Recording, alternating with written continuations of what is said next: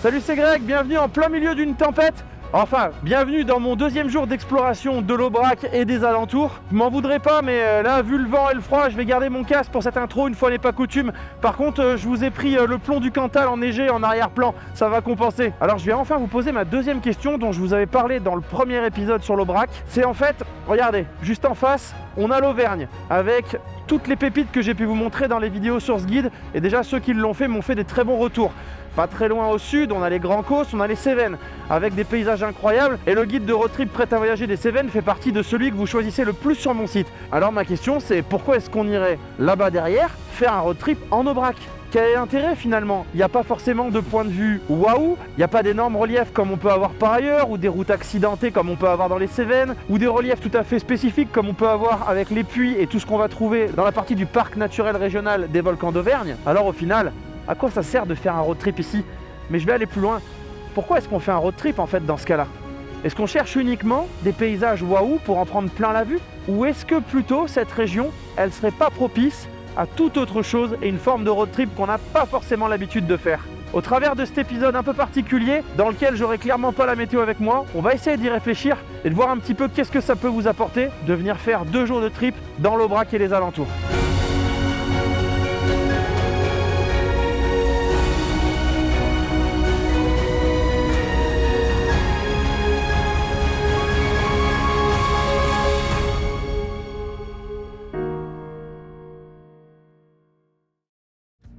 Bon, ça se passe pas exactement comme prévu. J'avais regardé la météo pour venir, pour tester mon guide avec des belles images. Et évidemment, ils annonçaient une semaine de grand soleil et même 17 degrés. Et aujourd'hui, il pleut.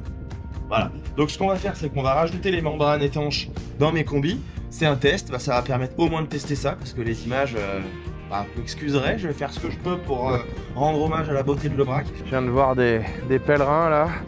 Avec pareil, le kawaii, le gros sac à dos, les pauvres ils devaient être dégoûtés, ça va vraiment pas être drôle de marcher. Bon, on va voir si les gants sont étanches aussi, ils sont censés l'être. Il est 9 h, on va voir combien de temps ça dure mon affaire là. C'est donc le moral dans les chaussettes que je me lance dans cette seconde journée de reconnaissance pour mon guide de road trip en Aubrac. Pour ce démarrage, c'est la large vallée du Lot qui va nous guider. Cela permettra de vous faire découvrir le splendide village d'Estaing, qui est tout simplement une perle sur la frontière du parc naturel régional. Sur le chemin de Compostelle, ce village classé parmi les plus beaux de France semble hors du temps. Il est malheureusement un peu tôt pour faire déjà une pause café ici, alors je vais essayer de prendre un peu de hauteur pour obtenir des points de vue, et aussi car j'ai repéré des virages un peu plus loin. Et je dois dire que rapidement, cet itinéraire va être prometteur. Pour ce début de matinée, je vais une nouvelle fois faire une entorse à la règle et sortir du parc pour aller voir si des gorges à quelques tours de roue valent le coup d'œil ou non. Il me semble que cette route de bon matin vous mettra dans d'excellentes conditions pour démarrer la journée.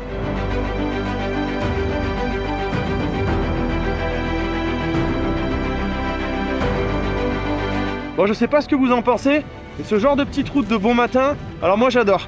On est à peine parti, on a fait un petit plein d'essence et bim, on se retrouve là-dedans, entouré que de nature, sur une petite route qui sillonne où on est tranquille, avec des vallons, avec des reliefs, de l'herbe, tout ça j'adore, franchement super. Bon, il est 9 h 43, je vais pas trop traîner parce que je pense que je suis déjà en train de prendre du retard. Un peu plus loin, la route débouche sur un plateau à environ 700 mètres d'altitude. Elle va le traverser tranquillement avec des virages doux et réguliers. Juste ce qu'il faut pour ne pas être trop concentré sur la conduite, mais plutôt sur le plaisir de déambuler dans une belle région.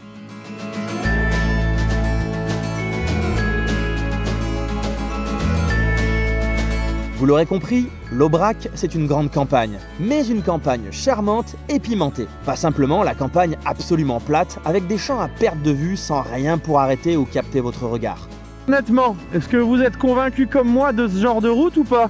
Ou est-ce que faut que ce soit absolument de la montagne, des gros cols, des trucs comme ça? Ou est-ce qu'on peut aussi faire un road trip où juste on enroule tranquillement? Une superbe route me fera redescendre du plateau et perdre de l'altitude. C'est sûrement elle qui va me guider aux gorges que je voulais voir. Il y a un vent incroyable qui se lève. Oui, et ça ne présage rien de bon pour tout à l'heure sur le plateau de l'Aubrac. Mais vous allez voir ce que ça va donner. Quelques belles frayeurs sont en vue. Cette petite gorge ne se révèle pas spécialement impressionnante, mais sympa quand même. Peut-être que finalement, c'était l'itinéraire pour y parvenir qui était le mieux. Vous aurez certes déjà vu mieux, et ce qui vous attendra sera aussi encore plus plaisant, mais cette route va permettre une jolie boucle, alors je vais sûrement la conserver. Vous en dites quoi? Ah, alors ça c'est marrant. Mon petit cours d'eau, il rejoint le Lot ici. Ce qui veut donc dire qu'on va se faire une partie de la vallée du Lot. C'est donc une vingtaine de kilomètres qui vous attendent pour remonter le Lot. Ici, il a fière allure et il est plutôt large. Nous sommes loin de ce qu'on peut voir de lui dans mon guide de road trip dans les Cévennes où il prend sa source tout près du Mont Lozère. Fin de section aménagée. Ah, ça va être sauvage. Bah, faut arrêter d'aménager alors si c'est ça. Hein. Ah, bah voilà. On n'aura pas pêché très longtemps. On retourne dans le droit chemin de ce road trip. Donc en fait, c'était pas la route d'en bas. C'est cette route-là. Ah, je sais pas où je vais. Ça va me permettre de remonter directement en haut sur le plateau et de revenir dans les reliefs là. Ça présage que du bon. Elles sont improbables ces petites routes. Hein. Improbables. Bon, vous m'en voudrez pas, hein. C'est de la route, c'est du goudron, hein, mais faut tenir le guidon, ça tire. Hein. Bon alors il y a une ou deux épingles qui sont un petit peu rigolotes, mais ça permet de reprendre de l'altitude, d'avoir un point de vue comme ça, qui est vraiment magnifique. Et là, normalement, je vais repiquer dans le cœur du parc de l'Aubrac, donc j'ai hâte de voir comment ça va faire. En tout cas, si vous souhaitez sortir des sentiers battus et éviter le trafic en pleine saison, là, vous serez servi.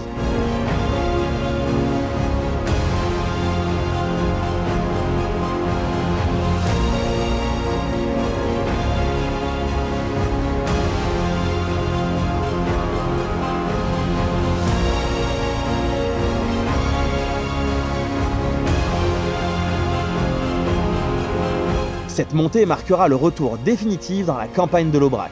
Mais pour éviter tout ennui, je vais chercher comment la nuancer et voir ses différents visages.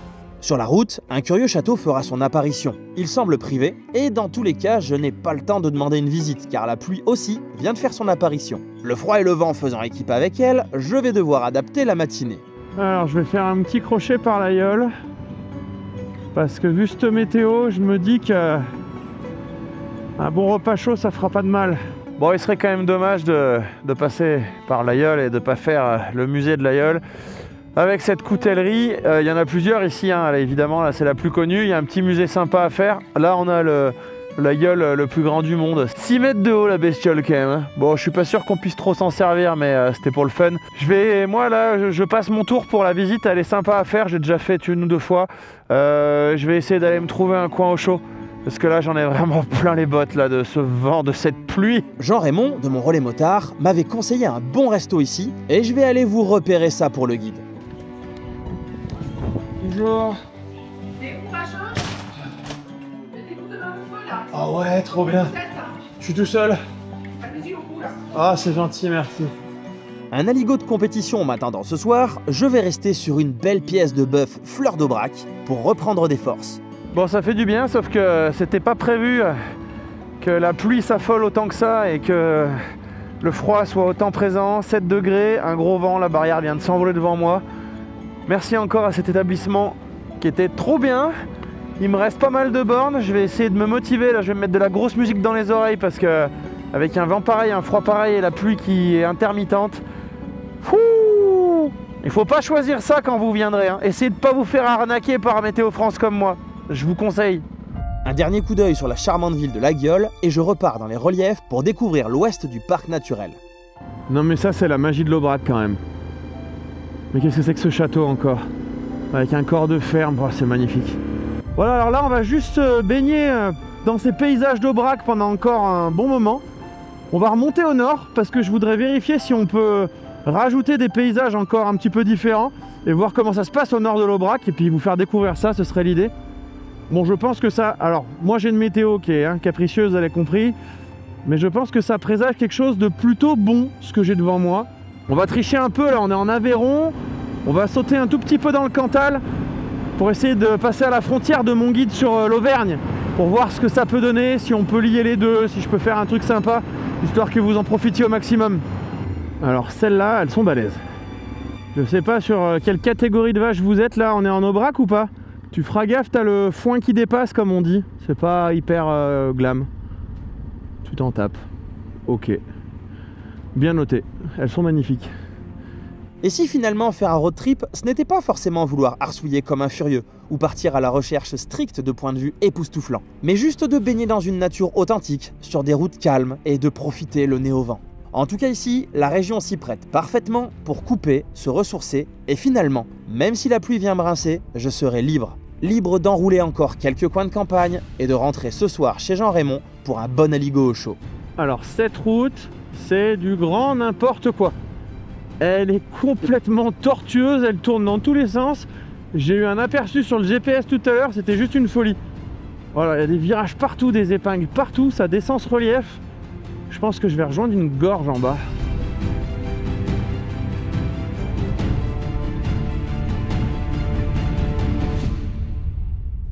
En fait, elle est vraiment bien cette route. Là, obligé de m'arrêter en plein milieu. Alors, attention, je parle plus.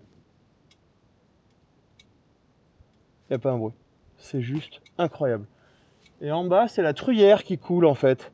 Donc c'est des espèces de gorges de la Truyère que je suis en train de faire, mais sauf qu'elles arrivent d'en haut. Je sais pas si je vais la longer, parce que bon, il n'y a pas bien l'air. Si, il y a une route là-bas, mais c'est pas là où je vais, je reste de ce côté. Il n'y a pas bien l'air d'avoir de route là-dedans. Je sais pas où je repars. Franchement, c'est un mystère. Mais c'est tellement beau. Alors si vous avez la possibilité de m'envoyer une photo d'ici, avec les feuilles, avec les couleurs, et de me dire si c'était cool, ah bah franchement ça me ferait plaisir, parce que c'est un régal à rouler.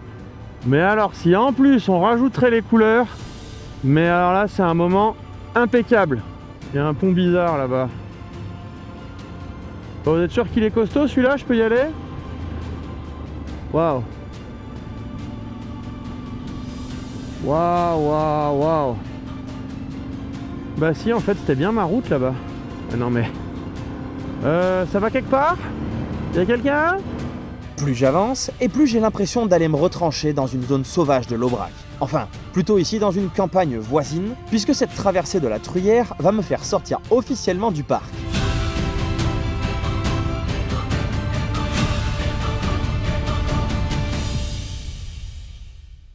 Ces grandes courbes sont en dehors du parc de l'Aubrac et elles ne vont servir que pour remonter au nord sur une dizaine de kilomètres. L'objectif étant d'aller vous faire faire une route que j'adore ici, avec vue sur l'Auvergne et les toits des monts du Cantal. Mais aussi de pouvoir ensuite repiquer à travers le cœur de l'Aubrac avec des variantes du premier jour. De cette manière, la région n'aura plus aucun secret pour vous. Ouais, si un jour vous voulez me faire plaisir, vous m'offrez une ferme comme ça. Un petit truc, hein, 3 fois rien. Tu vois, un truc où on dirait presque un mini château... un domaine quoi. On peut laisser les vaches, y a pas de problème. Dans la grange on fera un bar, un resto, un truc sympa, on fera un gîte. Magnifique. Moi je viens de là-bas, si je continue par là-bas, je vais sauter par-dessus ce relief et on va avoir une vue du côté du Puy-Marie. Enfin il sera un peu masqué mais on va avoir une vue dessus. Et ça comme je vous le disais c'est déjà dans mon guide sur l'Auvergne, donc ça va être un peu redondant, ce serait dommage de faire un doublon. Donc ce que je vais faire c'est que je vais essayer de grimper par là pour couper à travers ce relief. Et après je vais me retrouver à peu près au centre de l'Aubrac et je vais redescendre le parc. On va checker sur la carte. Ouais, là on est bien sorti du parc de l'Aubrac, mais le truc qu'il y a, c'est que vous avez vu les routes qu'on vient de faire.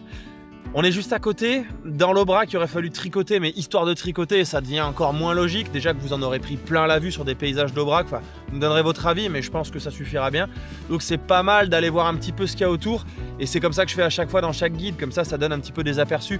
Mais vraiment, l'épicentre du road trip, c'est le parc naturel régional de l'Aubrac. Ensuite, si on peut faire des petites verrues, des petits crochets pour aller en prendre plein la vue, bah je le rajoute. Mais là, je pense que la journée, je regarde ma carte, mais je pense que la journée sera assez balèze. Ça suffira bien, donc on va couper. Et puis on va rentrer très rapidement. Attends, qui c'est que je vais... Ah bah je vais retrouver la Truyère, bah décidément. Le Lot, la Truyère et le Besse, c'est 3 cours d'eau qui vont rythmer ce road trip. Hein. Une fois de plus, c'est un road trip à faire à la cool, pour profiter, pour voilà, enrouler, être en pleine nature. Il y a des vaches de partout, il y a des animaux, il y a de la verdure, il y a de la végétation. Il y a peu d'habitations, il y a des fermes, il y a des beaux bâtiments, il y a des vieilles fermes en pierre, il y a des burons comme on a vu le premier jour. Et ça, tout ça, quand on baigne dedans, bah, ça vous donne une espèce de sentiment général, global, pendant vos 48 heures par ici, de bonheur en fait, de satisfaction. On est vraiment, c'est vraiment très bien. Et si après vous allez joindre ça avec toute la partie volcan d'Auvergne, bon bah alors là, je pense que vous passez, parce qu'en tout ça ferait 3 jours et 2 jours, enfin 2 jours au Brac et 3 jours au Auvergne. Je pense que là vraiment... Pépite, semaine au top là. Le lundi vous venez, vous faites vos 5 jours de trip pour partir le week-end. Et là je crois que vous avez la recette du bonheur à moto. Allez c'est parti, on va voir à quoi ça ressemble. Regardez-moi ce point de vue sur le plomb du Cantal avec de la neige. Bon on va pas se mentir, le crochet il vaut le coup. Hein. Cette route je l'adore, je l'avais déjà faite quand j'étais venu pour faire justement l'Auvergne. Et elle est sublime. Ça apporte encore un truc différent parce que ça rappelle ce qu'on a dans nos braques, hein, on est juste à côté quand même. Tiens, ils ont remplacé les vaches par des chevaux ou des poneys. Mais c'est un petit peu différent, et puis on voit que derrière il y a les gros reliefs, comme je vous ai dit, il y a le plomb du Cantal. Donc le plomb du Cantal, c'est quand même le point culminant des massifs du Cantal, et on est vraiment au début de l'Auvergne là-bas, donc c'est magnifique. Alors on peut apporter encore une petite réponse qui va dans le même sens que ce qu'on disait tout à l'heure. Des fois faire un road trip, c'est ça. C'est juste sillonner des jolies petites routes, paisibles, où on est tranquille, et puis on prend du plaisir à balader. Puis à un moment donné on s'arrête, on fait une photo comme ça. Bon, j'ai beau en prendre plein la figure avec ce vent là, surtout que je suis sur la crête là, donc c'est le maximum de vent que j'ai pris de la journée. Mais cette vue, je ne m'en lasse pas. Rester là, vue à 360 degrés, avec que de la nature, que de la nature. Faut vraiment venir le faire ça, vraiment. Là, c'est juste pour choper un point de vue, hein. Je vous emmène pas dans la piste, mais ça y va, ça y va. C'est bien gentil cette histoire, mais moi, finir en petit surgelé, c'est pas un objectif de vie. Donc du coup, bye bye le plomb du Cantal, on s'en va. Allez, retour sur ma petite route fétiche du moment. J'ai l'impression que le vent il a doublé, il fait 5 degrés. On va traverser ce petit bout d'Irlande et puis on va aller voir ce qui se passe au sud. Il fait chaud dans le sud normalement, non? C'est pas ce qu'on dit? Allez, dites oui. Tiens, on va aller regarder un truc par là-bas dedans. Je vais aller vous montrer un truc. Top, top, top, top, top, c'est là. Ce que vous voyez là. Vous voyez ou pas? Là, le trait là, vous voyez pas? Bon, vous allez rire, hein, mais en fait ici là, c'est le point le plus septentrional de l'Aveyron. Voilà, c'est la limite Cantal-Aveyron, et il n'y a pas plus au nord en Aveyron. C'est bon, vous avez vu? C'était intéressant. On retourne au sud maintenant.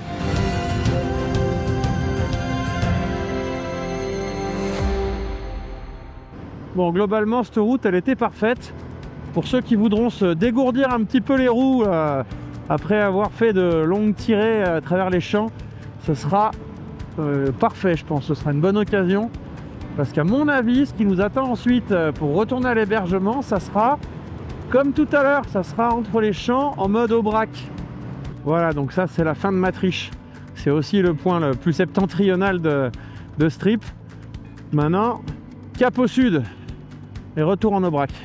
Et ce sera une immersion immédiate dans une nature sauvage.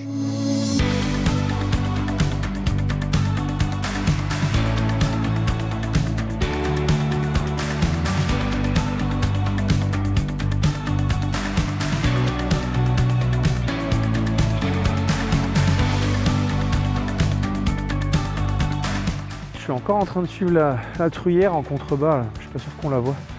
C'est vraiment génial cette petite bande de goudron-ci, je crois bien qu'on voit en bas là. C'est une tyrolienne officielle ou c'est une fosse? C'est sauvage, ça, c'est the road en fait.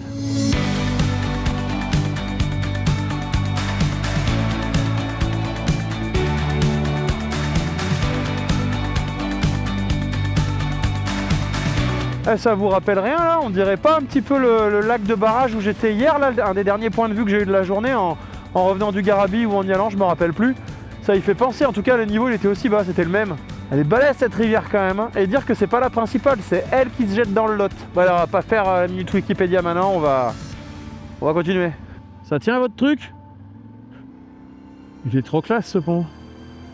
Décidément, toutes les routes qui longent la Truyère sont très agréables à enrouler.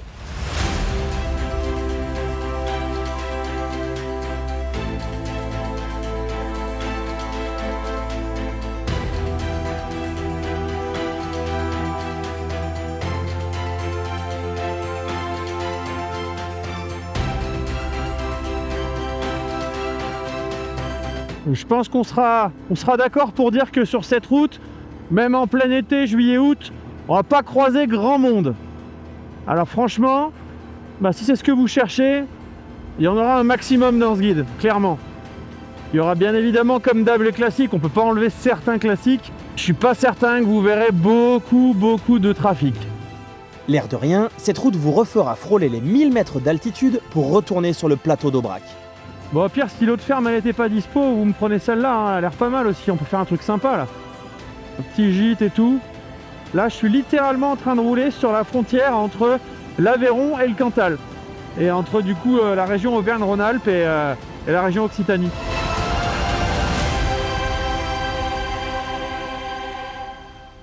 Comme hier, je terminerai par une route très roulante et appréciée des motards dans la région pour clôturer cette journée. Allez, de retour à l'hébergement. Je vais essayer de voir si je peux squatter dans le spa. Il y a un spa ici. Ça va vous plaire. Et si quelqu'un se demandait à combien de kilomètres on est de la route 66, il y en a 6009. Un peu de route, hein. Comment on dit déjà, après l'effort, le réconfort? Ouais, alors, on va pousser le réconfort un cran plus loin. On va appuyer sur le bouton bubule. Voilà, non, bubule max même. Voilà. Bougez pas, j'y vais. Là on est bien. Là on est mieux que sur le plateau là-haut à 1200 avec un vent pas possible. Voilà, on est bien. Ça c'est pour faire style, parce que juste derrière il y a la Ligo qui arrive.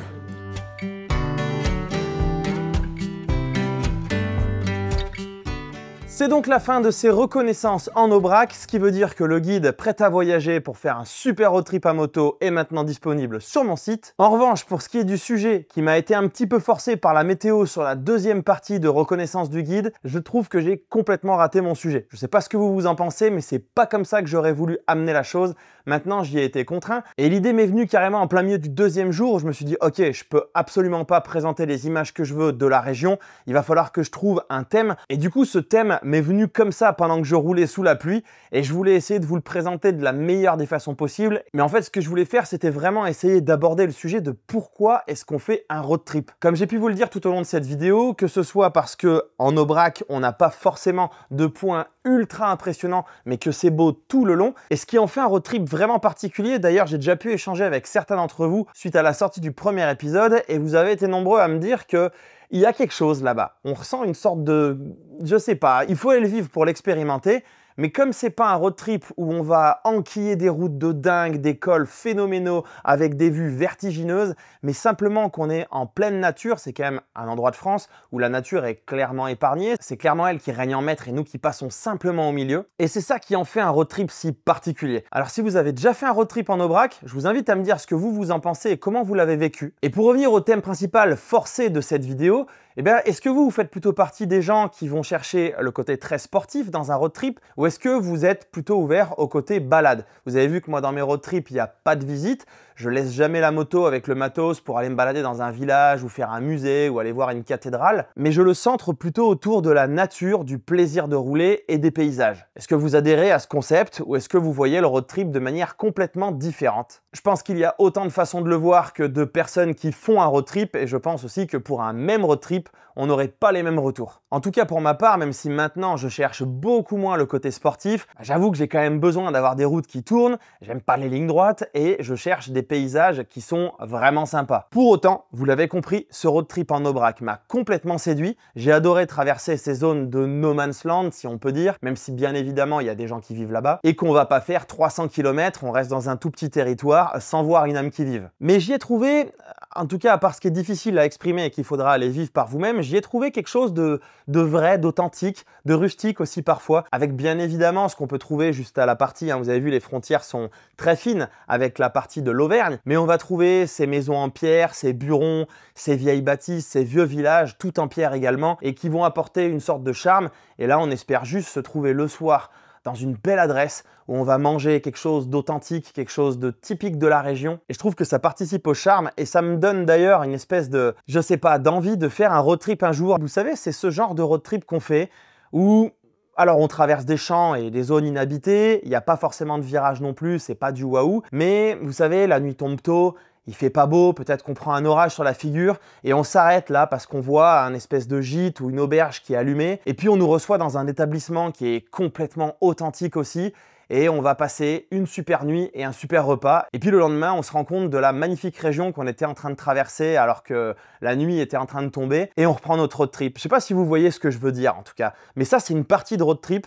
que je pense que je vais essayer d'aller chercher dans, allez, peut-être l'année prochaine parce que j'aurai clairement pas le temps cette année. Et je sais pas dans quelle région ça va se passer. Est-ce que ça se passe dans des régions comme la Creuse, le Larzac, le Perche, je sais pas, des mots qui viennent comme ça où on imagine ce genre de choses, où on imagine qu'on va être très rural. Enfin bref, je m'égare, mais ce genre de road trip ne me dérange pas du tout et me fait même de plus en plus envie parce que je crois qu'en ce moment, comme je le disais dans nos vies qui sont à 1000 à l'heure, ben on va être en recherche de calme. Moi personnellement, je suis en recherche de calme, je suis à fond avec les vidéos, avec tous les projets, avec tout ce qu'il y a derrière la chaîne que vous voyez pas forcément pour essayer d'en faire un taf complet. Et c'est vrai que des fois, quand on vient rajouter la famille, les soucis du quotidien ou les projets qui sont à 1000 à l'heure, eh bien il y a des moments où on veut juste du calme. Et c'est là où ce road trip que j'ai donc fait début avril est tombé pile poil et ça me donne encore envie. Alors bien évidemment, j'ai envie d'aller me faire des routes waouh, des super cols, mais j'ai aussi envie de me dire qu'un de ces quatre, je ferais bien un road trip avec les collègues où on se balade juste comme ça dans des régions authentiques de France. On cherche pas le sport, on cherche la franche camaraderie, on cherche l'authentique, on cherche les coutumes de France, on cherche les bons repas, on cherche les villages typiques, les architectures typiques. Et ça, bah pour moi en ce moment, ça pourrait carrément rivaliser avec une RGA où on en prendrait plein la vue. Voilà, 2 salles, 2 ambiances, je sais pas ce que vous en pensez, mais c'est ce genre de choses que je voulais essayer de toucher du doigt dans la vidéo et dans ce thème de vidéo, mais il me semble que j'ai pas réussi. Alors c'est pas grave, je pense que vous m'en voudrez pas, en tout cas vous avez peut-être découvert un coin de France qui est clairement sous-coté, qui est l'Aubrac, et qui peut tout à fait se visiter sur une semaine, puisque là je vous l'ai présenté sur 2 jours, donc on peut en complétant sur une semaine aller faire l'Auvergne ou aller faire la Haute-Loire qui est jamais bien loin non plus, les Cévennes aussi, enfin bref tout ce massif central, mais ça on en reparlera parce que plus je le vois ce massif central, donc au grand sens large, hein, on va dire du nord de l'Auvergne jusqu'au parc du Haut-Languedoc, là on va dire toute cette chaîne, bah, j'ai l'impression qu'en gros on pourrait la traverser et pourquoi pas sur une semaine en aller-retour avec les meilleures pépites que j'ai découvertes ces derniers temps. Enfin bref, je vous dévoile encore un autre projet que j'ai en tête, ça viendra sûrement l'année prochaine. Donc je vais retourner bosser sur ces 1000 idées que j'ai en tête et je vous dis à bientôt dans la prochaine vidéo. Bye bye!